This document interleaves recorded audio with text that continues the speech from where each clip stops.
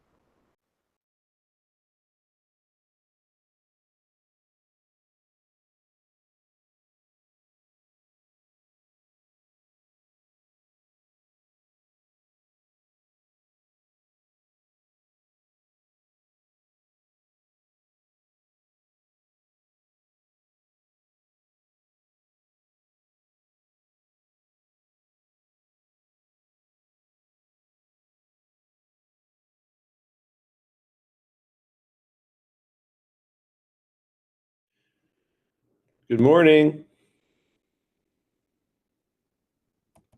Morning, Steve. Is Vikash on? Yeah. Hello, everybody. Yeah, Hey, Vikash. Yeah. 2 minutes more. So far we have. It's a little early here. I'm in Minneapolis. 2 more minutes is there. Let us start after sharp at 3 o'clock. Meet Mr. Rao. Mr. Rao, please meet our CEO and co-founder, Mr. Avi Turkman. Our co-founder, Mr. Kafir. Our Chief Revenue Officer, Mr. Steve. And our Global Head Engineering, Mr. Andrew.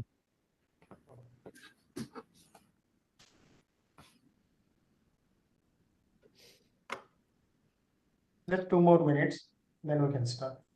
No problem.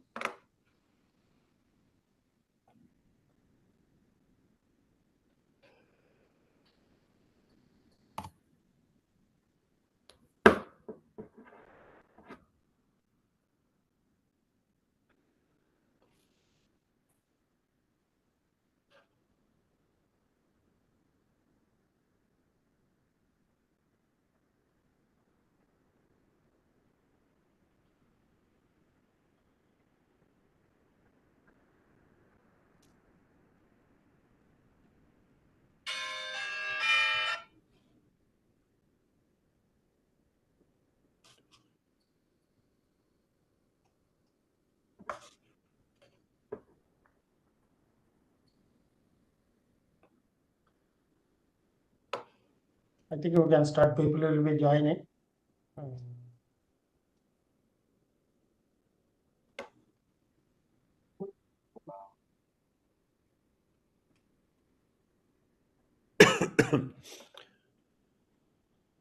Would you like us to get started? Good afternoon to the panel speakers. Rather, good morning. We are in US. And good afternoon to the participants from the various member banks. India. Warm welcome to all from Indian Banks Association.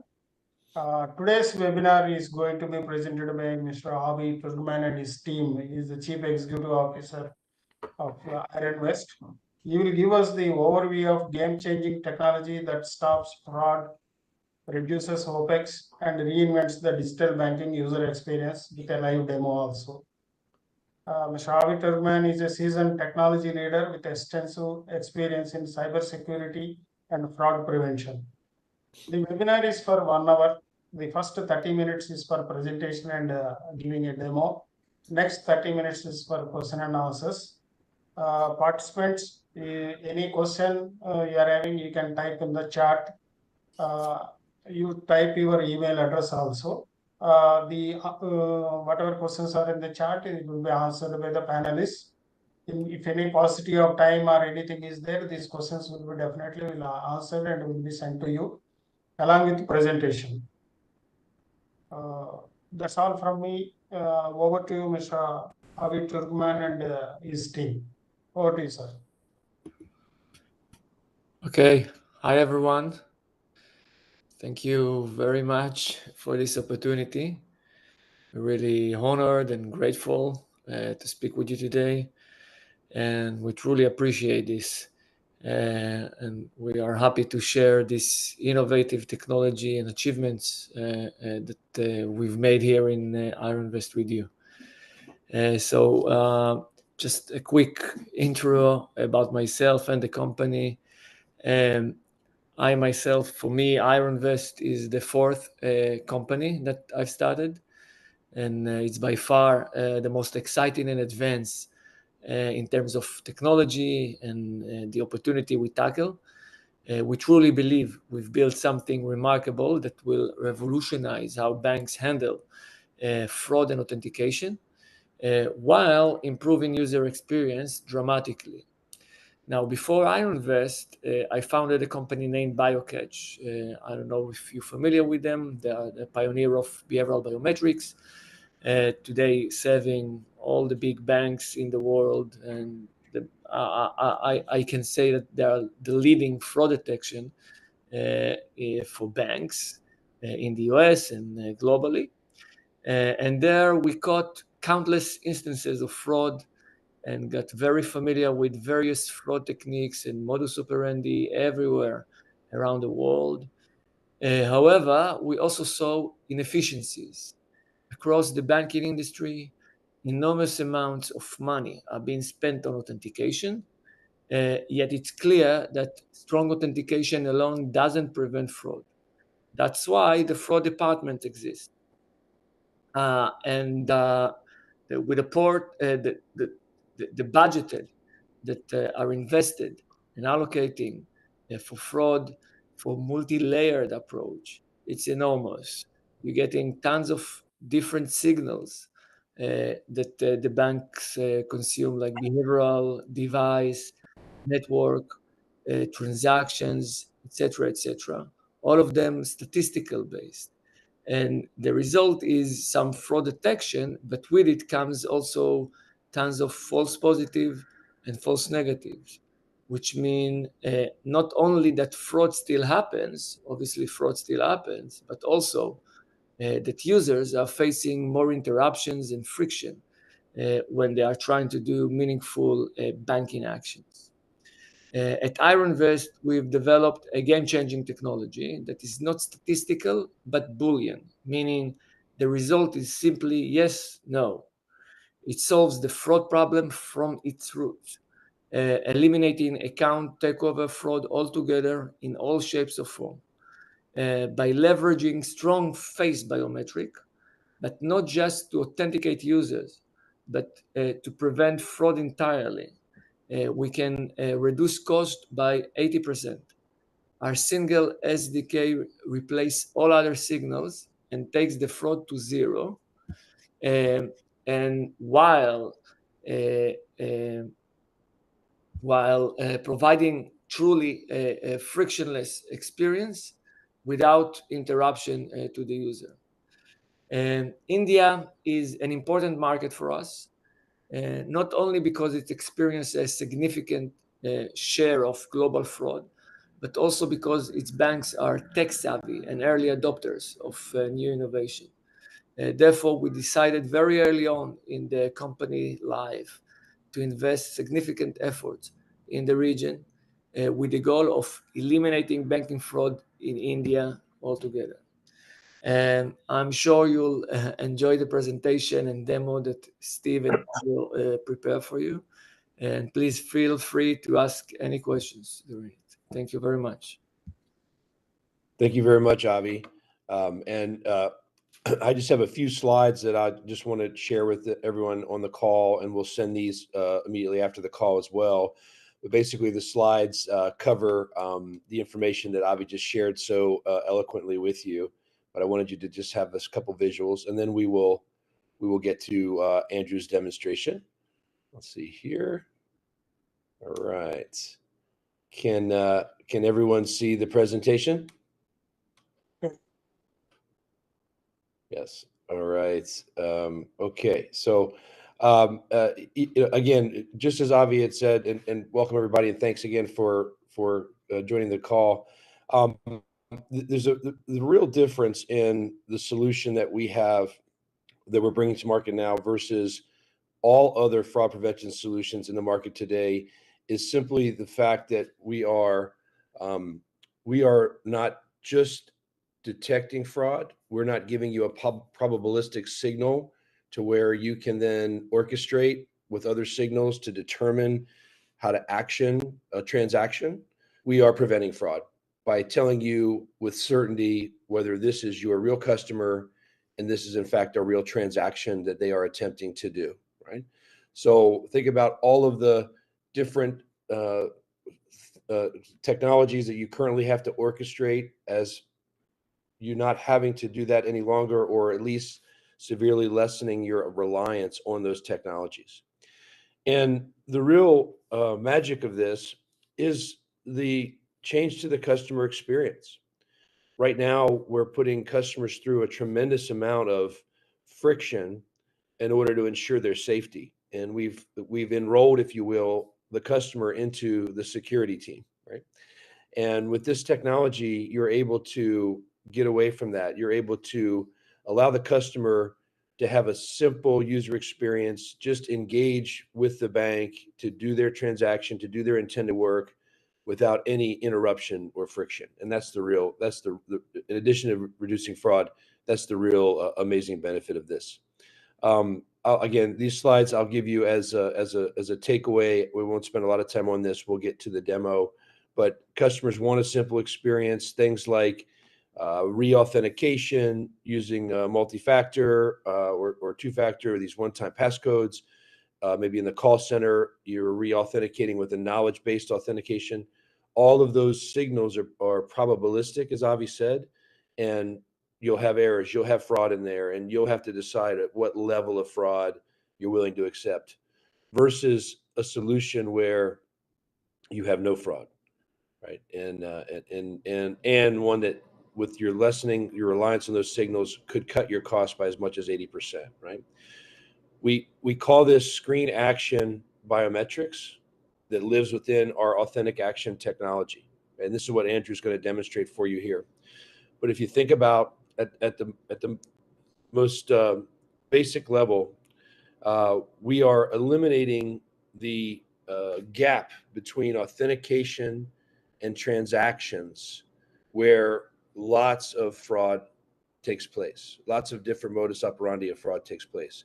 Man-in-the-middle attacks, stolen credentials, malware, rat, bot, all of these things happen because there is a disaggregation between authentication and the customer's transaction. We have found a way using the screen and what we call screen action biometrics to, in one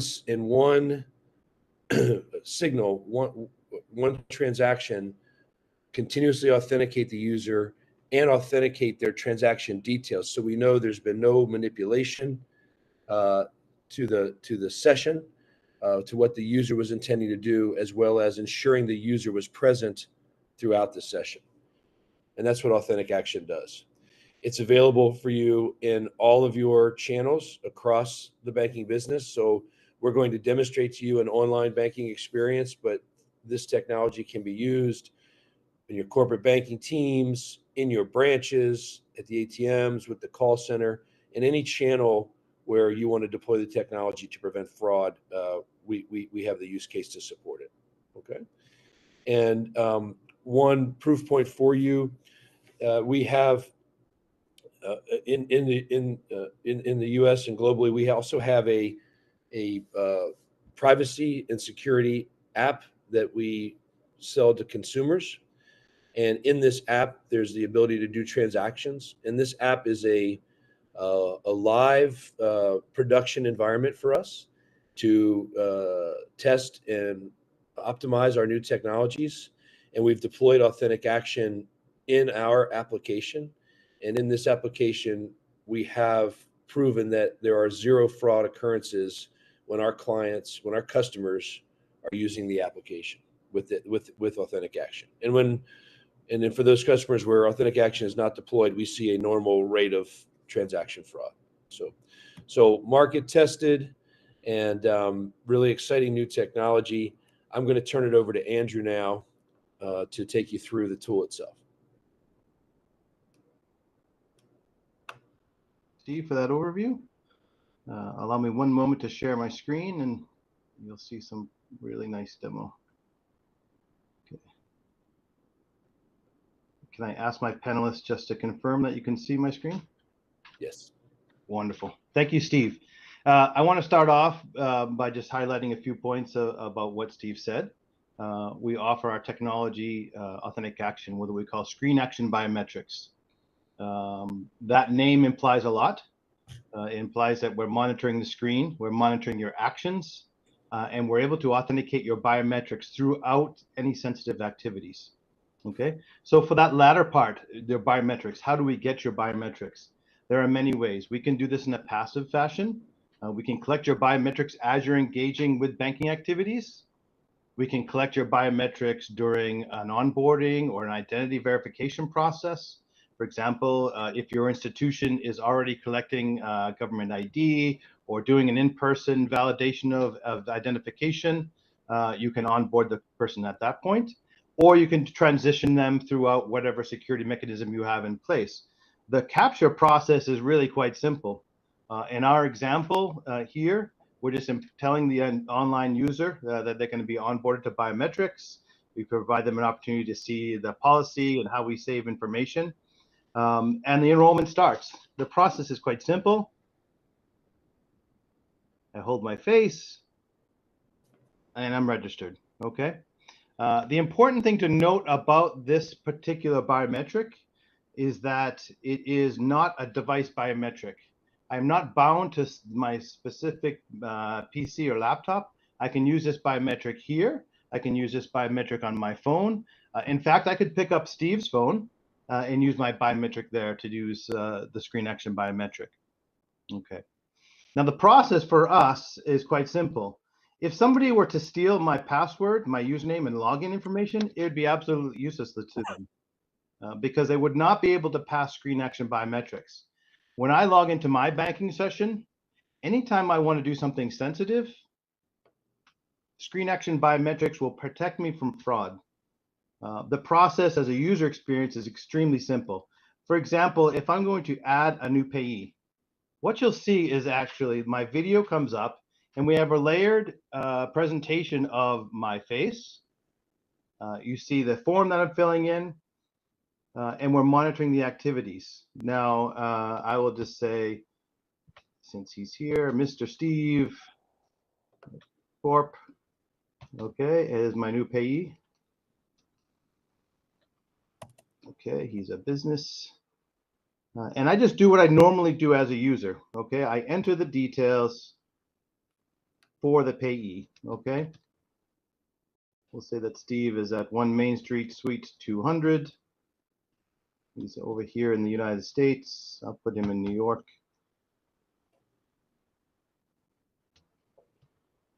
Okay. The main point I want to make here is that there's no pre-authentication that happens from the standpoint of the user having to get a text code or validate their machine, or they have to proceed through some process of step-up authentication after they've been entering all their details. They don't have to wait. What we did was actually monitor the process and authenticated the user throughout and their actions and what was being shown to the user. So we're protecting from malware, we're protecting from various attacks that would happen when somebody is trying to take the funds away from my account and send them to another account to steal the funds. I'm protected. The process is very similar. Whether I'm changing a password or transferring funds, I simply go to do what I want to do, and I'm protected automatically. So if I'm going to send Mr. Steve some money, I go ahead and enter those details.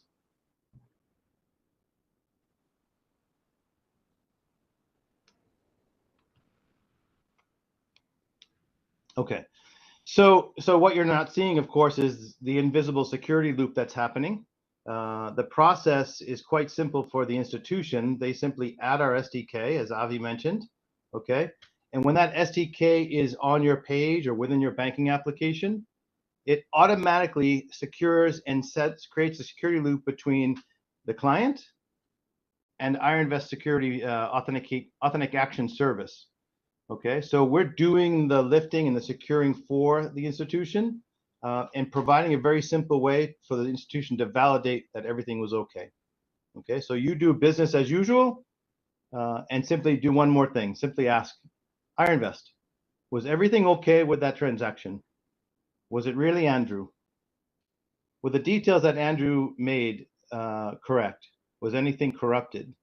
Was there anything modifying or challenging the particular entry of the data that Andrew entered? And can I consider this a fraud-free transaction? It's a yes or no. It's a Boolean. Valid or invalid. Okay. What I want to do now is actually I want to just demonstrate the same process on my mobile. Usually this works okay without my screen sharing, but allow me a moment to pull that up. And the point here is that a fraud vector, when institutions utilize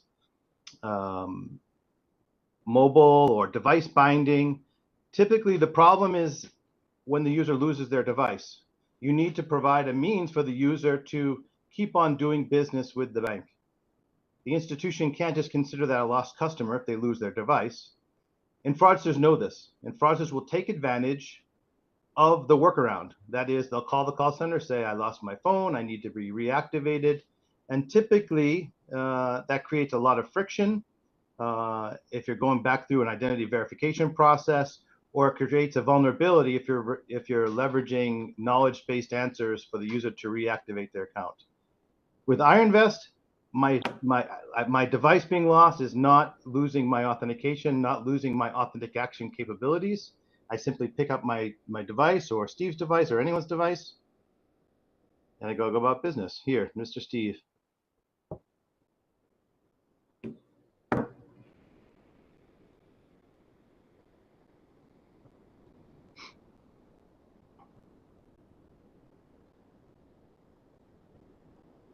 It's really not changing the experience for the user apart from removing friction. Okay. And it's allowing me to continue my business without being burdened by overzealous security systems.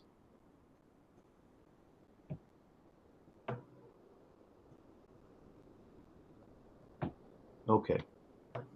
So I want to pause for a moment and just highlight the fact that the user experience, again, is extremely low friction. I'm able to transition my security, my authentication wherever I go, whether it's on my device or if I have to get a new device. We can automate that process. When we deal with our banks worldwide, this is a big problem in general, and they tend to reduce the services that they offer through the digital channels because of security risks. And what we're seeing is a transition towards bringing bringing services back to the customer through the digital channels when they know that it can be fraud-free. Okay. Now, there's a couple of scenarios that happen that typically from a bank's perspective, the call center perspective, or from the perspective of fraud investigators is related to either fraud or scam or somebody claiming that a transaction wasn't theirs. So allow me to show you a couple of examples. Go back to my session here. Okay. The first example I want to show you is the process of entering the transaction information on the web. Okay. You'll recall a moment ago that I did 2 transactions, and we'll go through those. First, if I call the bank and say, there's this transaction, somebody sent money to Steve Corporation, Mr. Steve Corporation. It was not my transaction. We have visual proof within a dashboard for the investigator to see that indeed Andrew was present. Here's a capture of Andrew's web camera, okay, throughout the process as he's engaging with my application. And more importantly, we have the actual activity that Andrew was engaged in at the time. You'll see on the right-hand side the screen action capture, okay, from the form being unfilled, okay, to visual representations of what's happening as I'm filling out the form and my presence throughout. So I was there at the beginning, I was there as the data was being entered, okay? What you can't see is we're actually also monitoring all the keystrokes, all the data entry, and making sure that that process is being memorialized.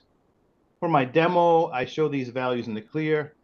In a live production atmosphere, these data would be encrypted and hashed so that they would not be considered sensitive. But the point here is that it's more than just taking a picture. It's an encapsulation of the video, my activities, and my biometrics. At the end of the day, I did what I needed to do, which was I added a payee. So we can see the two activities on the action timeline. I can see that I entered the new payee, Mr. Steve Corporation. Okay. And then ultimately after that point, I went ahead and actually did a funds transfer. Okay. So we can see very simply, either through the timeline or through our activity list, that the actual data entered was validated, everything was good. Okay. That's a very, very key point. Valid or invalid. It's Boolean. Fraud or not fraud. Contested or not contested. Okay.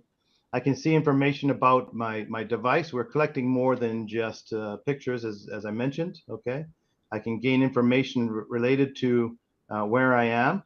We can do geolocation and other activities to identify the agent that I'm on. I'm on a Windows system. I'm using this particular browser. And so forth. Okay. So indeed, I can tell you that I am sitting here in Boston. All these attributes tell the call center or the fraud investigator that Andrew really did this transaction. So he's probably lying as it relates to saying that he wasn't the one. And this is a very common thing that we're seeing, is that this first party or auto fraud. A second example is if a fraudster actually did get my account information. Okay, and I can pull up an example for that. Okay, we have a different problem.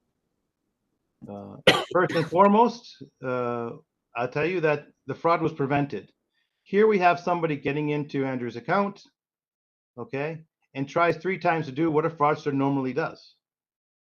A fraudster wants not to pay your bills, he wants the money out of the account.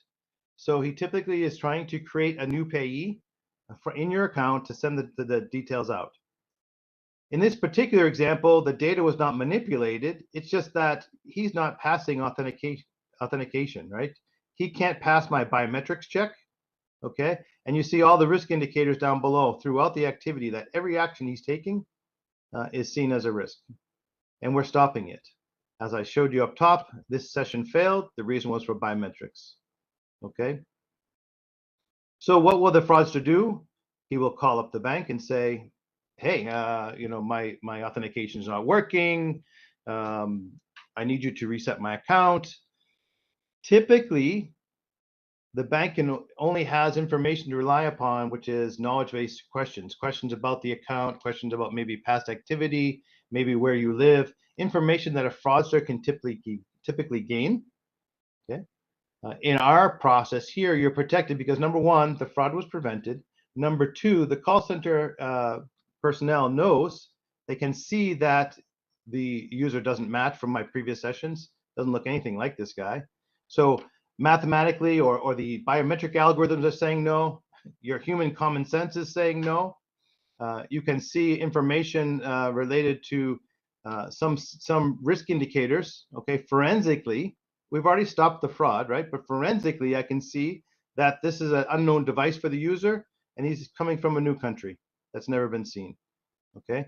So with the visual evidence, with the analytical evidence, from a forensic standpoint, I can see that this user doesn't look like Andrew. He's not in the same location. You can see he's on the other side of the world. He's not where Andrew usually transacts, okay? So again, I'm probably not going to help this guy, this fraudster, reset Andrew's account, okay?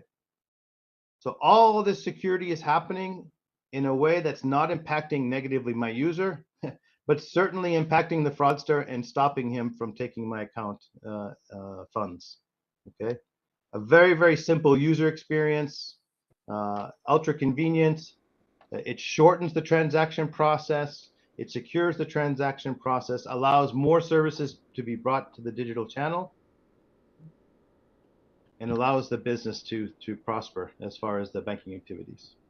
So Andrew, we have a question in the chat regarding where the biometrics are stored, and I'll answer the question, then ask you to please elaborate. But we have several options that the bank can decide in their deployment, the configuration that they prefer. So first off, the biometrics can be stored on premise at the bank. Right? They also can be stored in a private cloud with IronVest, and so there's options depending on how you want to configure. Now, the biometric storage technology is really advanced as well. So we do not store the entire biometric template in one location. We use a technology that shards the template, encrypts the pieces, the shards, and stores the shards on a multi computer platform. And the authentication is done with a zero knowledge proof technology. So there is no, we don't recreate the biometrics. There is no honeypot of biometrics from your customers that can be accessed and breached because of the technology. Andrew, could you elaborate on that a little bit? Yeah. This is something that's quite unique. The ability in our system is rather modular. There's two components to the question. One is, how do we store the biometrics, and then two, the biometric template, and then two, the forensic information. We understand that the financial institutions may have different requirements, and we can adhere to both. We can store on premise, or we can store in our cloud. And when we say our cloud, as Steve mentioned, it's a very unique technology. Our decentralized yet off-device biometric templates are broken up mathematically into different pieces. If there are any mathematicians on board, it's using a combination of like Shamir secret sharing, which is a mathematical way to break pieces into multiple, or break a component into multiple parts, but not be able to cherry pick or honeypot or steal any particular pieces and be able to bring back the original. Okay, so basically my face is broken into a lot of pieces, and I can't just break into a number of databases and get that information back and start being Andrew. It's mathematically impossible if you don't actually compromise every server out there. The second part of the process, Steve mentioned in a zero knowledge proof, is the ability to validate my biometric without having to reveal that I have the biometric. And zero knowledge proofs are another mathematical algorithmic process, which allows us to provide a secure, uncompromisable ability to store these biometric templates either outside the bank, inside the bank, or in a hybrid cloud model where you can actually have multiple nodes residing in both locations.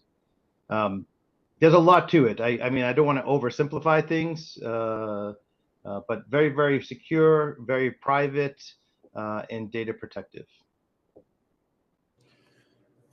Okay.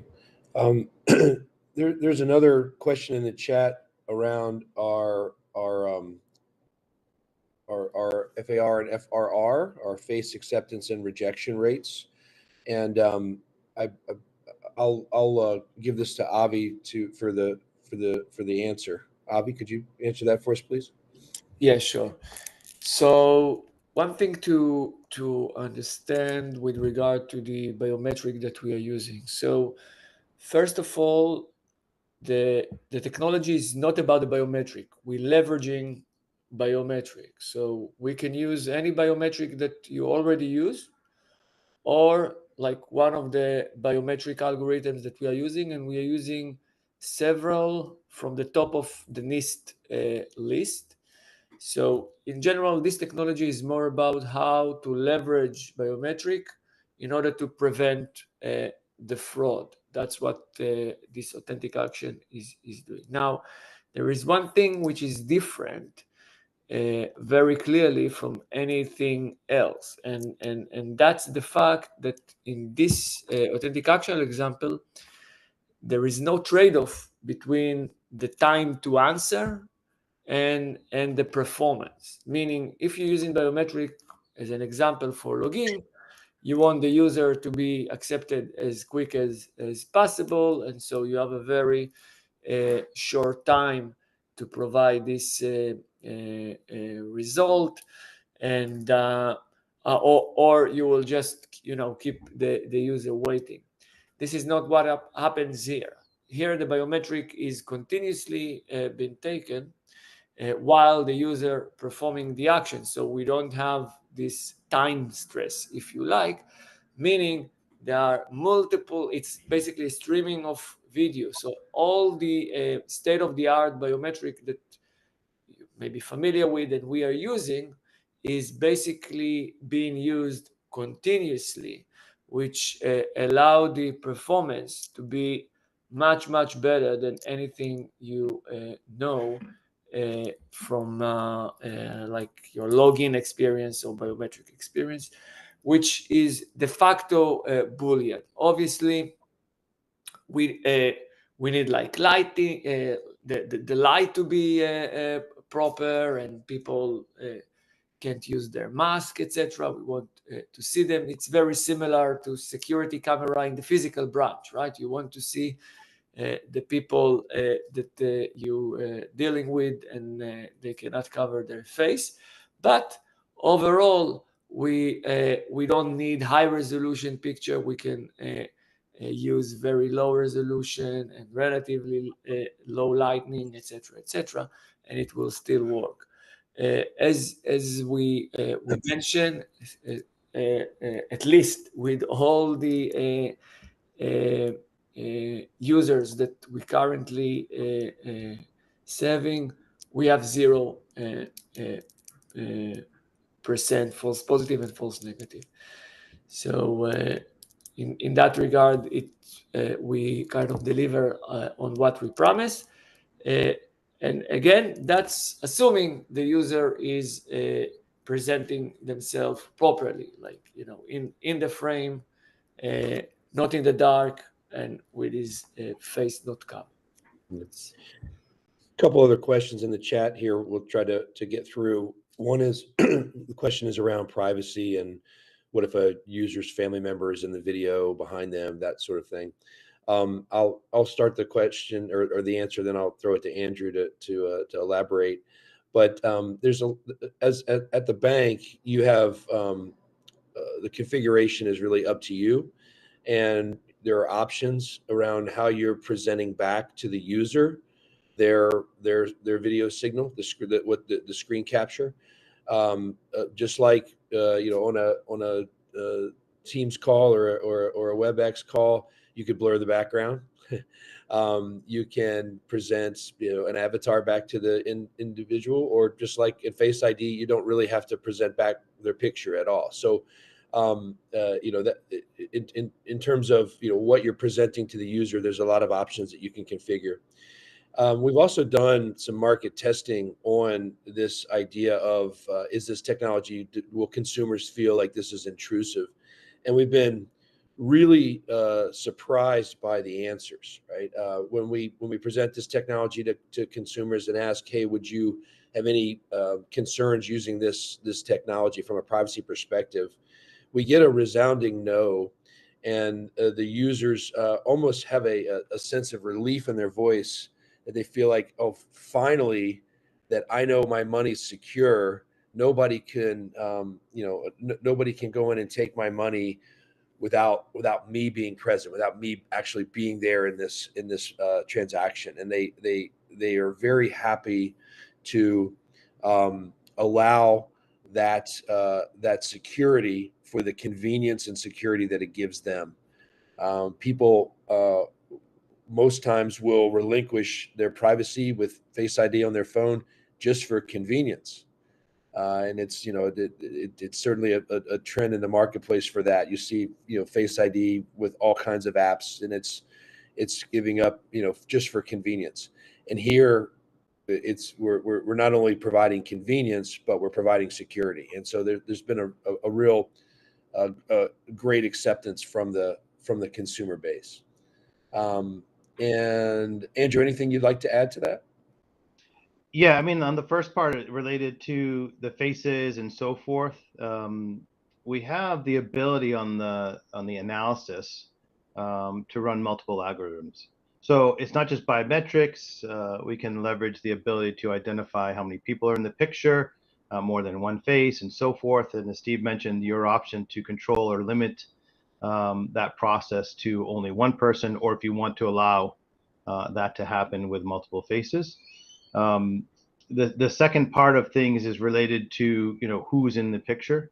You know, from our standpoint, we provide the means for the institution to set their own rules. For example, you don't have to limit the account to one person. If you have a multi-user account, for example, I have access to my elderly parents' account.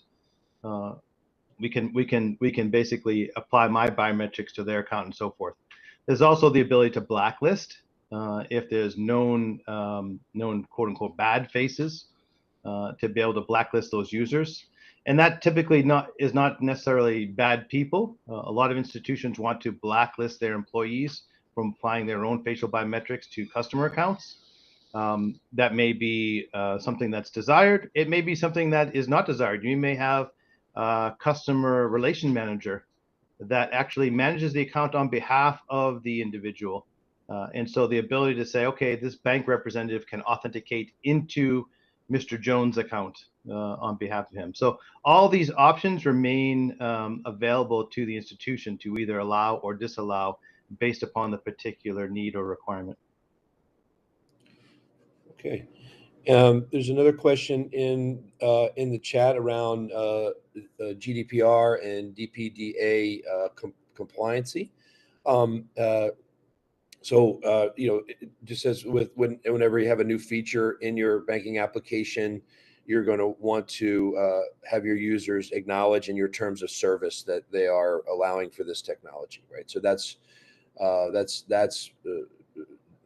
how you would alert them. And, you know, just like with any application, you'd have to allow the camera to turn on. But the general answer is yes. We meet the privacy regulations in the way the application is enabled and used by the consumer.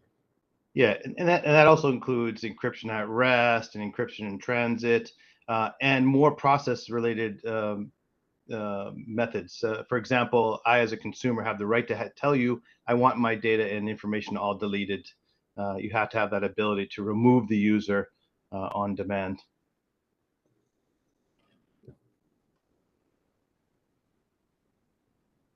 Okay, so there's a question in the chat. Can somebody log in on desktop where desktop camera points to a remote call session on mobile where the user is projecting through video remotely? So Andrew, can you take that question, please? Yeah. So there are a few different things that are happening, as I mentioned, right? There's the taking of a picture and calculating a biometric template. There's liveness detection, and then there are other algorithms that can be applied for searching for digital artifacts, to stop digital spoofing. So, you know, there's the very basic attack where you might take a printed picture and hold it up. That would be detected. There's the ability to actually stop me from, maybe in my example, like holding up a video of myself, right? The ability to apply algorithms that detect these artifacts is available. And then as we go more advanced, you know, the ability to actually start sending these out to more advanced analysis for deep fakes and so forth. I see, Steve, I see in the chat a few questions about deepfakes, and there's a lot to it, but I will answer briefly. So there's three components to how we're dealing with deepfake. First component is, remember, the face biometric is only one of the features that we collect and analyze, and spoofing just that is not enough to full authentication. So this is one way that we're dealing. Second is we actually have a deepfake detection algorithm that is state of the art. There's still a waging battle between, you know, deepfake and deepfake detection in the industry right now, but our solution is definitely at the state of the art, which catches a good portion of the fakes. And the last component, the third component, is you're not seeing it in Andrew's demo right now, but we actually are able to interject a one-time changing temporary code into the image that we are projecting on the screen. So if you look at the dashboard on the right-hand side, there's the screen capture that includes the image capture in the background.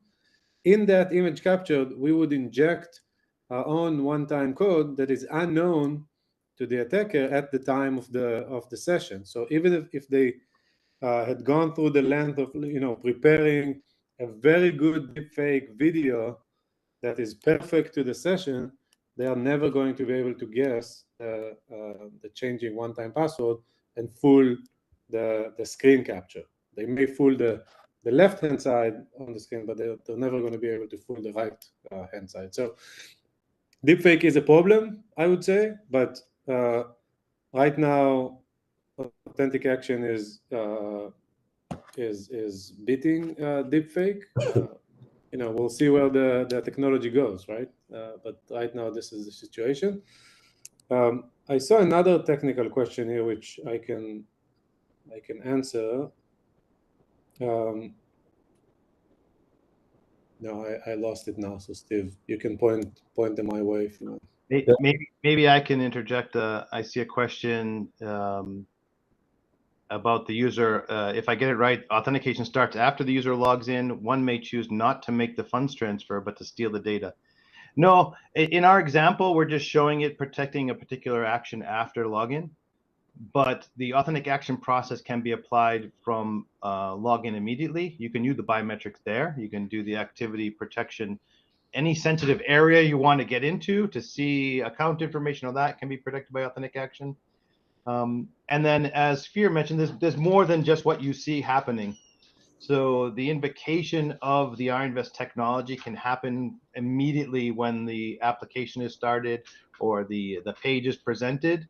And the actual process of invoking screen action biometrics is controlled by the application as well. So you can have protection from start to finish, and then you can have very specific, I'll call it a mini session just to keep things clear, within your application to say, okay, now I want the screen action biometrics to protect a funds transfer.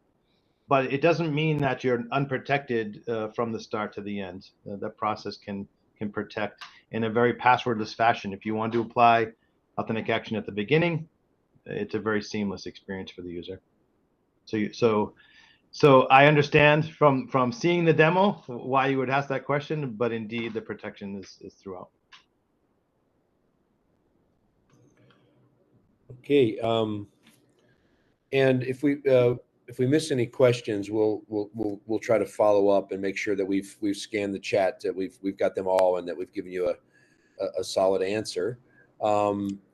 Oh, Steve, I can see the one that I was referring to before. There was a question about deployment options, on-prem versus cloud. So I think Steve kind of touched on it already when he answered about the location of the biometric storage. But in general, the solution can be deployed fully on-premise, or it can be fully SaaS by IronVest, or there's a way to break it up to a hybrid solution where the detection happens in the cloud, but the data is residing on-premise. Those are pretty easy configuration in terms of how the client chooses to deploy the solution.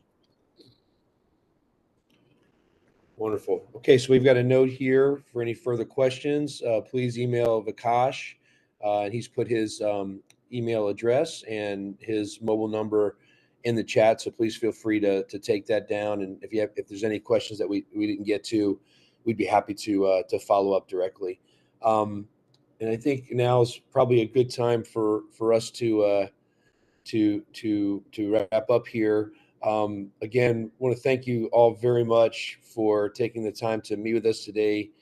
we're very excited to have this opportunity, as Avi mentioned, and we're very much looking forward to helping you solve the fraud problems for your consumers in the India market. So thank you very much. Thank Very you, much. Ravi. Thank you, Steve, Andrew, Vikas, and Asha. Wonderful presentation. The presentation will be, I received the presentation. I will be sharing with the participants as well as all the member banks. If any members, any bankers, if they are having any further questions, even you can send it to me. I will take the replies from them and I will share it. Thank you all for participation. Very good. Bye-bye. Thank you. One question came, just if you want to listen. Whether it is deployed in USA is something that someone is asking. Whether the solution is deployed in US, they're asking. I'm sorry, Mr. Srinivasan, what was the question? The hosting? Whether the solution is deployed in USA. We are currently, yeah, so we are currently deployed, and we don't disclose the customers in which we are deployed, but in 2024, we are protecting about 17 million consumers, and we are deployed beyond just the U.S. Okay. Yeah, I mean, I just want to mention, as we mentioned, related to hosting and so forth, it can be inside the institution, it can be inside the cloud provider of your choice or the data center. We're not restricted to hosting in a particular location. Thank you. Have a great day. Thank you. All right. Thanks, everybody. Bye-bye. Goodbye.